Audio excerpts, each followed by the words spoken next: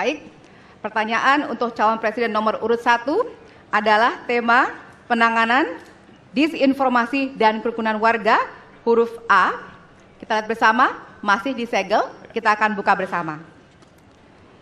Sejauh ini, masih banyak ditemukan kasus-kasus persekusi, kekerasan, dan diskriminasi oleh satu kelompok masyarakat terhadap kelompok lainnya. Pertanyaannya, apa kebijakan Anda untuk melindungi warga negara dan memperkuat toleransi dalam masyarakat Indonesia yang majemuk? Waktunya 2 menit dimulai dari sekarang. Setiap pelanggaran hukum tidak boleh dibiarkan tak dihukum.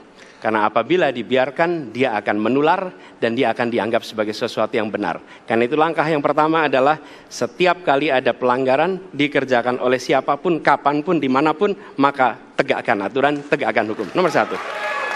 Yang kedua, ketika kita berbicara kerukunan, maka kita harus melakukan usaha berkomunikasi dengan semua.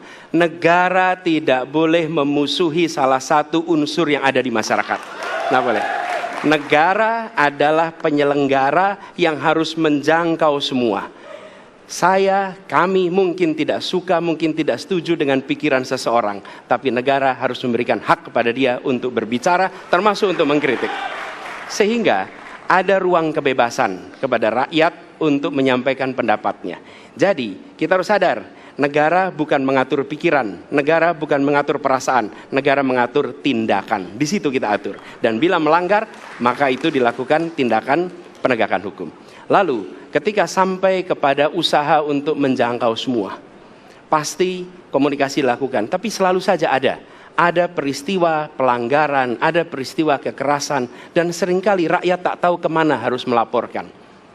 Dan ketika mereka berhadapan dengan pihak lain, seringkali mereka membutuhkan bantuan hukum. Karena mereka berhadapan dengan berbagai unsur yang ada di masyarakat. Karena itu kami merencanakan membuat sebuah program yang disebut sebagai online untuk pelayanan pengacara gratis. Jadi ini adalah online pelayanan gratis. Yang kami sebut sebagai, istilah yang kami gunakan adalah hotline Paris. Itu namanya kira-kira. Nah, dengan cara begitu, maka rakyat mengalami masalah bisa minta tolong kepada negara untuk didampingi pengacara dari negara. Terima kasih. Dan selanjutnya kami persilakan kepada calon presiden nomor urut 2 untuk menanggapi jawaban dari calon presiden nomor urut 1.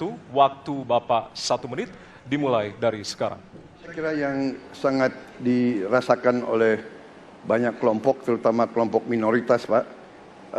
Saya ingin tanya bagaimana tanggapan Bapak tentang keluhan adanya kelompok-kelompok minoritas yang ingin membuat tempat ibadah tapi sangat sulit karena faktor-faktor yang dipersulit oleh birokrasi dan sebagainya. Selanjutnya kami persilakan kepada calon presiden nomor urut 3 untuk menanggapi jawaban calon presiden nomor urut 1. Waktunya 1 menit dimulai dari sekarang. Ada yang lebih penting saya kira, meskipun seluruh proses memang harus dilalui. Penegakan hukumnya, menghukum yang bersalah, dan aparat hukum tidak boleh ragu pada soal itu.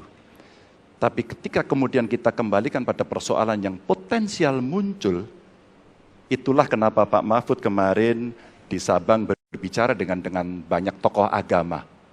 Agar di samping pendidikan agama, mereka memberikan juga pendidikan budi pekerti.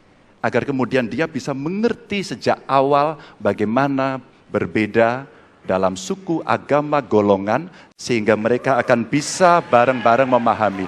FKUB, tokoh masyarakat, semua dilibatkan dalam proses keseharian dalam pengambilan keputusan. Kalau itu bisa terjadi, rasa-rasanya bangsa ini akan membangun harkat dan martabatnya, karena kita memang berbeda, tapi kita dipersatukan.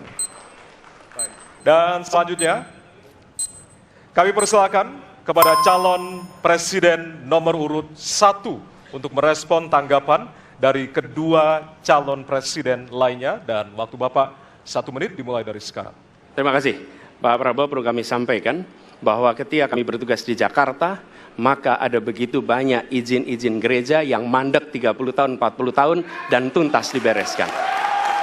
Antrian yang amat panjang, yang tidak pernah selesai. Dan kemudian banyak kelompok agama dari mulai Buddha, Hindu, Kristen yang mengalami kesulitan mendirikan tempat ibadah, mereka menerima izin tempat ibadah dan mereka bisa beribadah dengan baik.